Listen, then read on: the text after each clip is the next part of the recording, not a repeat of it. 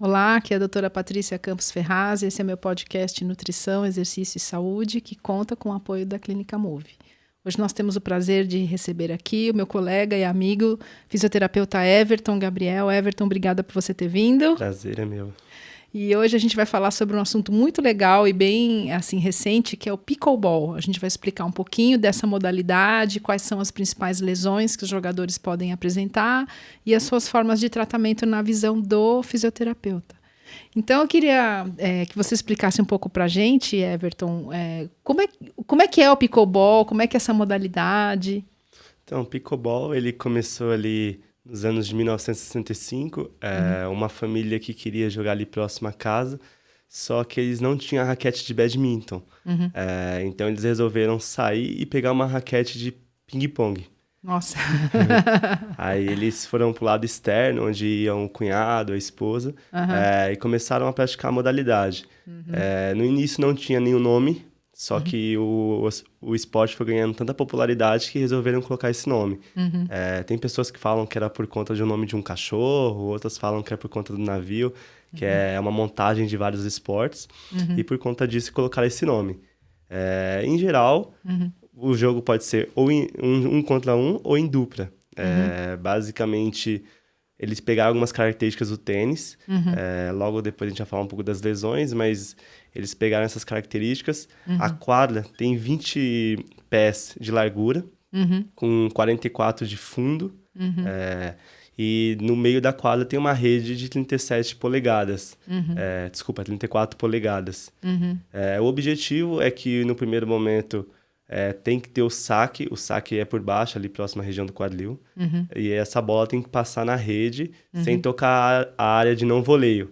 Essa área de não voleio tem 2 metros.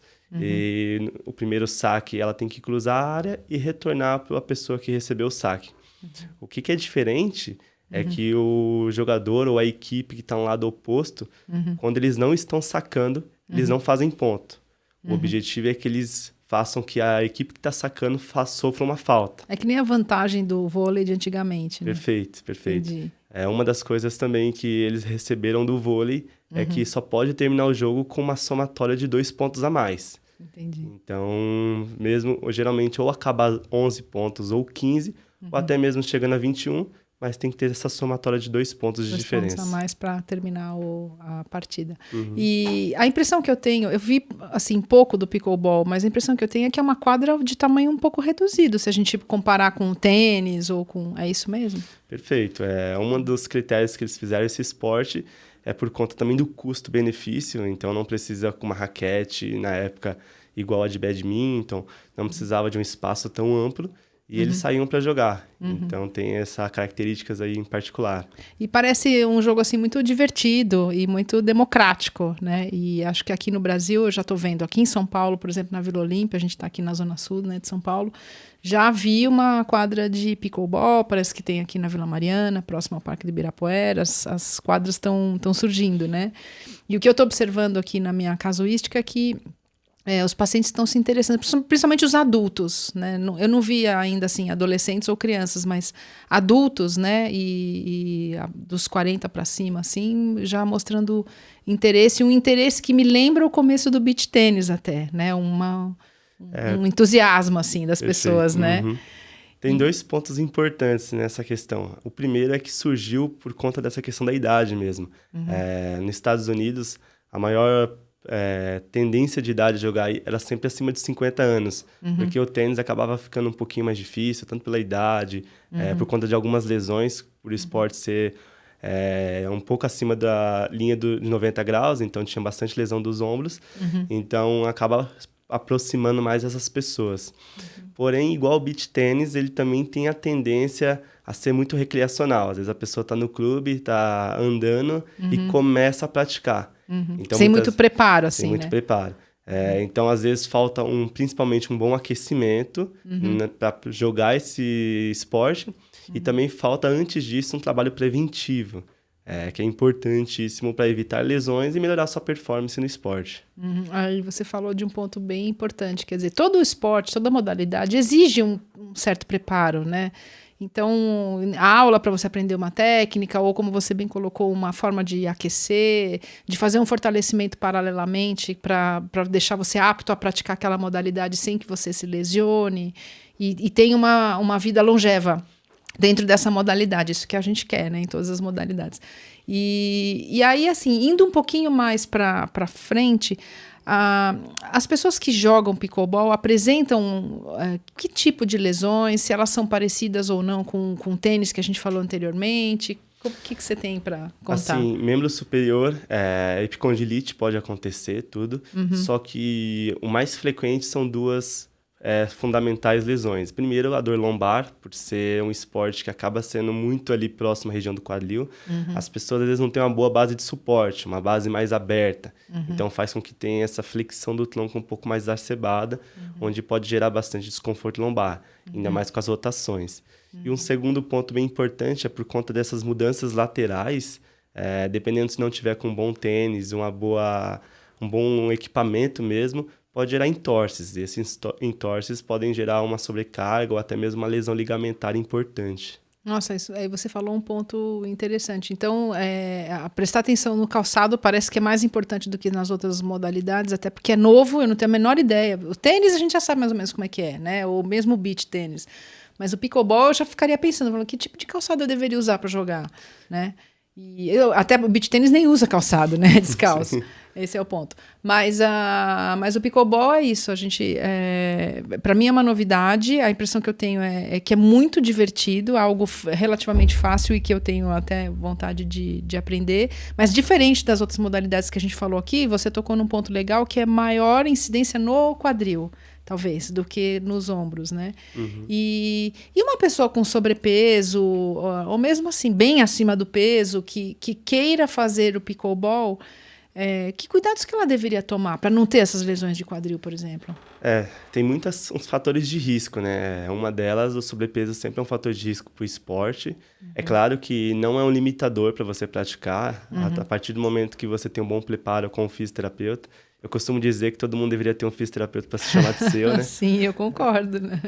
Mas sim, um bom preparo ali com um fisioterapeuta, um personal trainer de um reforço muscular e principalmente um professor para ensinar as técnicas do esporte, por ser uma novidade, às vezes precisa muito ter esse preparo antes.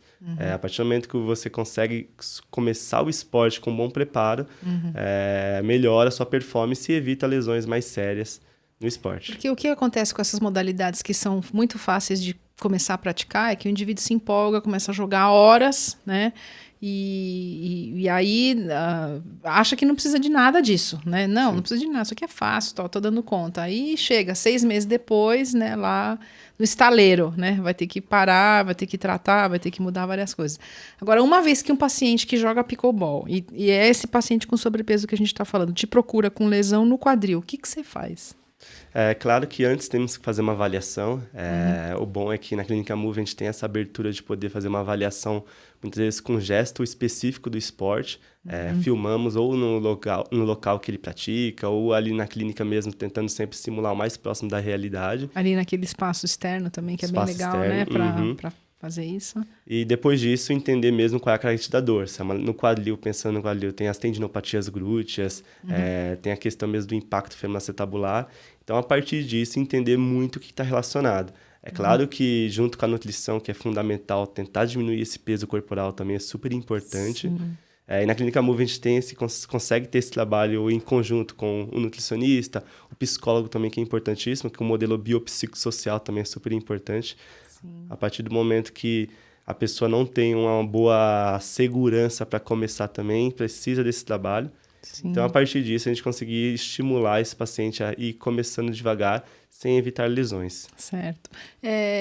Você teria alguma ideia de quanto tempo duraria uma partida, assim, tipo, né? Então, ou não? É meio incerto isso. Depende muito da habilidade, né? Depende muito. Claro que os profissionais conseguem ter mais rally, então acaba demorando um pouquinho mais. Geralmente, os profissionais jogam até 15 pontos, mas podem ser até 11 pontos também. Mas, em geral, é bem curto. Então, pensando aí que cada ponto demora em torno de uns 20 a 30 segundinhos, podemos chegar aí até umas meia hora, 40 minutos de jogo, pensando em 11 pontos. Entendi. Mas aí essa situação, você está jogando, sai, perdeu, entra outro e tal. Né? Agora, na recreação, o céu é o limite, né? A pessoa pode ficar lá horas e horas e horas jogando, né? Que é o que as pessoas fazem. Agora sim, eu entendo que, me corrija se eu estiver errada, o tratamento fisioterápico ele se compõe de uma primeira parte, que é a avaliação, né? A segunda parte, que seria uma questão de analgesia e desinflamar, né? Desinflamar, né? As estruturas que estão inflamadas, e depois um fortalecimento ou, enfim, uma mudança, né, no gesto esportivo. Você gostaria de explicar um pouquinho assim, que técnica que você poderia usar para analgesia e depois para o fortalecimento em geral para essas lesões? Claro que antes de começar o tratamento tem que entender se é uma lesão aguda ou crônica. Pensando numa lesão mais aguda, a fisioterapia tem alguns recursos que são importantíssimos. Recursos elétricos, como o laser, dependendo do tecido, ultrassom. Também contamos ali com terapias manuais, se ele tiver com uma contratura, então uma liberação miofacial, umas mobilizações ativas, é super importante. E numa fase mais crônica, dependendo do tecido atingido, vamos usar a exposição gradativa com fortalecimento e os recursos de correção biomecânica, caso necessário. Entendi. Perfeito. E aí você falou um ponto importante, que é a nutrição. Como é importante, então, que um atleta que esteja nessas condições, acima dos 40, 50 anos, já vem de prática esportiva de outras modalidades, até com lesões que herdou de outras modalidades, e vai migrar para o pickleball para conseguir ser longevo nesses esportes de quadra. É muito importante ter um profissional, o médico, né, o médico do esporte, o ortopedista, o clínico, para, né, enfim, desde a parte cardiológica até a parte articular, né, e muscular, se está tudo em ordem, se precisa de tratamento, mas o nutricionista para deixar numa composição corporal um pouco mais adequada para o esporte, né, não precisa ter aquele biotipo do profissional, mas é bom a gente ter um peso adequado, né, para você poder fazer esse esporte sem se lesionar, sem causar maiores transtornos, né, e maiores problemas articulares. E tal como o tênis, talvez valha a pena a gente pensar em suplementação, né, porque é muito tempo na quadra, tem que ser prático. A falta de carboidrato, como no tênis, pode impedir a pessoa de ter mais acuidade, de ter a mesma velocidade de resposta na bola. E isso pode fazer com que você tenha golpes mais infelizes ou maior risco de talvez uma torção, ou mesmo uma queda, não digo, mas algum movimento mal executado, né? Por falta de energia, não só muscular, mas cerebral também. Isso é importante falar. O cérebro ele usa bastante carboidrato. Quando a gente faz exercício, os músculos estão usando carboidrato e o cérebro também. Sim. Se a gente não tiver uma quantidade de calorias e de carboidrato compatível com o esporte que a gente faz, e o pickleball a gente pode colocar nesse nível, certamente o nosso desempenho vai estar prejudicado e a gente vai estar correndo outros riscos, né? E aí vai parar lá na fisioterapia. Então, o ideal é a gente prevenir, na verdade, né? Sim, então, eu acho que o intuito dessa pequena série que a gente está fazendo sobre modalidades aqui, é conscientizar as pessoas que nos assistem sobre a necessidade de fazer uma prevenção, né? Tipo, vou fazer um esporte, estou em dia com um médico do esporte ou com um ortopedista, beleza. Estou em dia com um nutricionista, né? Estou fazendo meu trabalho aqui para manter minha composição corporal e a minha suplementação da forma melhor possível. Estou procurando melhorar na modalidade, estou fazendo aula, estou melhorando a minha técnica, não só jogando, isso é importante falar, né? Que você tem que ter, a não ser que você já esteja num nível muito alto que a sua técnica é suprema, né? Não precisa mais de correção nenhuma. Mas, grosso modo, é importante a gente focar na técnica e ter o fisioterapeuta na orquestra, né, como parte dessa orquestra, né, que é alguém que vai estar ajudando, por exemplo, um personal trainer a estudar melhor o gesto esportivo ou fazer correções que lá no treinamento em si não são possíveis de se fazer, né? Uma outra visão, né? A questão também do volume e capacidade também é super importante. Como é um esporte que é fácil acesso, muitas vezes as pessoas não têm um parâmetro de qual é o limite que elas estão. Então, esse parâmetro de fisioterapeuta e personal também vai ser muito bom. Isso que você falou é muito importante, porque a gente está falando dessa grandeza, né? Que é a carga de treinamento, né? Quando você faz esse ajuste de volume e de tempo, né? Então, é importantíssimo mesmo, porque acho que o mais importante é ter uma boa equipe multidisciplinar. Perfeito. Para a gente olhar o paciente de várias formas e garantir a melhor prática esportiva e a melhor experiência nessa modalidade que ele pode ter. Sim. Perfeito. E, bom, olha, a gente está chegando no final desse episódio e é super interessante. Eu só queria saber se você tem um take-home message, assim, uma mensagem final para futuros praticantes de pickleball ou para quem já está começando o esporte agora. Que dica que você daria, assim? O principal, eu sempre gostaria de que as pessoas olhassem o esporte, ver as características principais, quais músculos estão trabalhando ali na região. A partir disso, entender também como está a questão aeróbica. Muitas vezes a gente pensa muito na questão de capacidade muscular, mas como é um esporte que exige muito aeróbico também, então tem que ter esse maior compreendimento também sobre isso. E, por fim, eu sempre ter uma equipe multidisciplinar junto. Então, o fisioterapeuta vai estar trabalhando no gesto esportivo, nas correções principais ali do esporte, e associado a isso, buscar sempre um médico esportista, um médico ortopedista ali, para tentar entender se tem algum fator que possa influenciar ou não. Perfeito. Então, Everton, muito obrigado, agradeço a sua presença aqui com a gente, agradeço a Clínica Move pelo apoio e a atenção dos nossos ouvintes nas diferentes plataformas. Até o próximo episódio.